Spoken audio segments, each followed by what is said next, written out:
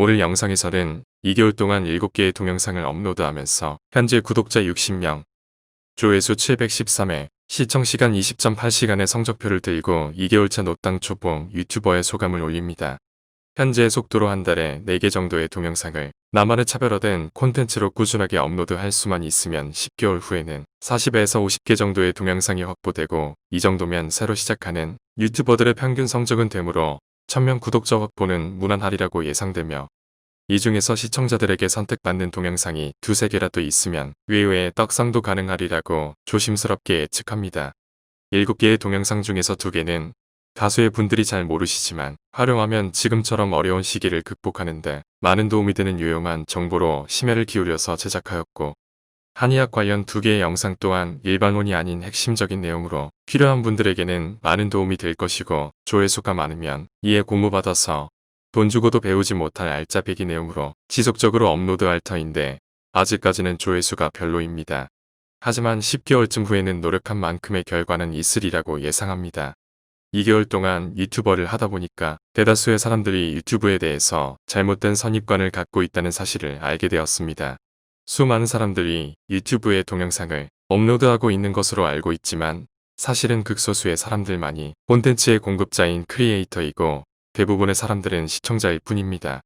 크리에이터는 30대 이하 젊은 세대에서도 30명 중에서 1명 정도이고, 50세 이상 중장년 세대에서는 200명 중에서 1명 정도 되지 않을까 생각되는데, 정확한 통계 수치를 알고 계신 분이 알려주시면 대단히 감사하겠습니다. 유튜브랩의 허피디님, 그리고 커피티님 부탁합니다. 유튜브는 누구나 시작할 수 있지만 정성 들인 콘텐츠를 한 달에 4개 정도 기획하고 대본 작성하고 촬영하고 편집할 수 있는 사람은 극소수입니다. 콘텐츠의 기획 및 대본 작성도 힘들지만 편집은 많은 시간과 인내를 요구하는 극한의 작업입니다. 힘들다고 하여서 외부에 맡길 수도 없는 것이 건당 10만원 이상 부릅니다.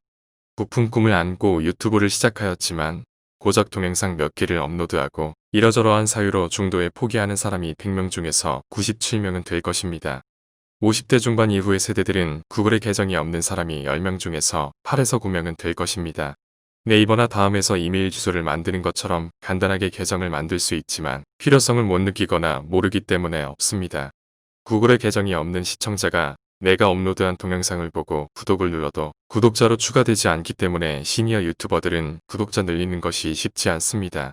대다수의 사람들이 대한민국의 유튜버를 포화 상태로 착각하고 있지만 사실은 극소수의 사람들만이 유튜브의 세상에서 크리에이터로 활동하고 있고, 특히 50대 중반 이후의 세대에게 있어서 유튜브는 무주공산이라서 이제 막 시작 단계라는 엄연한 현실을 일깨워드리고자 장황하게 설명드렸습니다.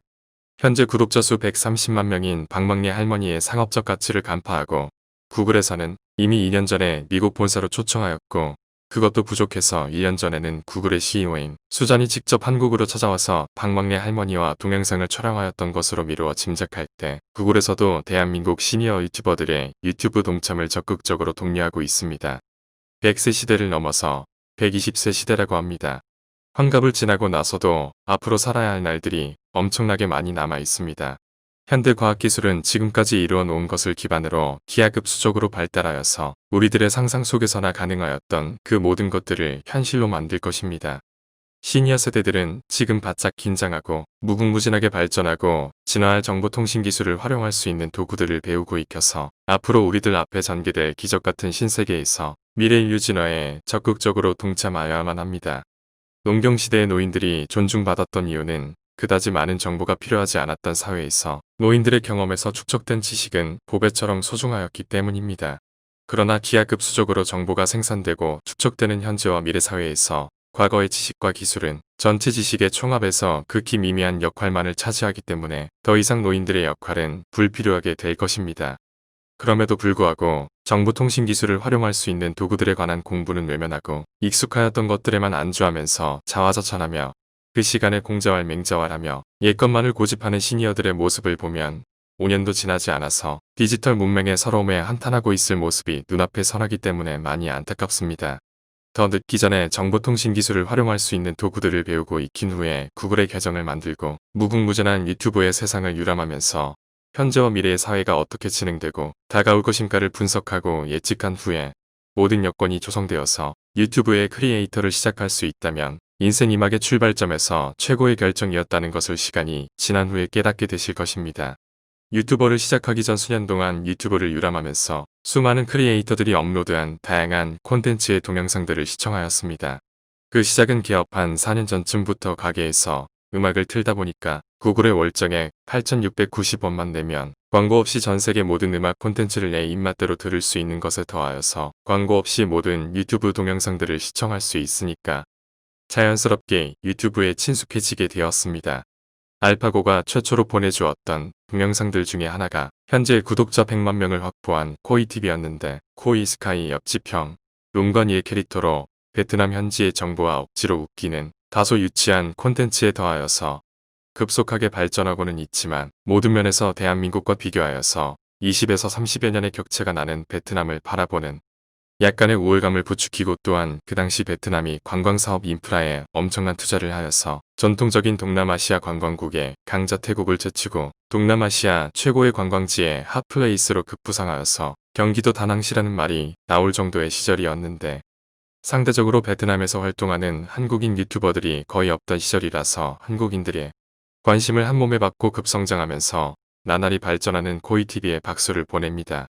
전문적인 과학 정보를 알려주는 지식보관소나 SOD, 세계 역사를 쉽고 재미있게 알려주는 효기심과 같은 수준 높은 채널들도 많이 있지만 국뽕을 진작하는 가짜뉴스, 말초신경 자극, 억지로 웃기기 등 시청한 뒤에 남는 것이 없는 채널들이 부지기수라서 잘 선별하여서 시청하여야 할 필요성을 절감하던 차에 유튜브의 크리에이터로 참여하면서부터는 내 콘텐츠를 제작할 시간도 부족하기 때문에 유용한 정보를 얻을 수 있는 제대로 된 동영상만 선별하여서 시청하게 됩니다.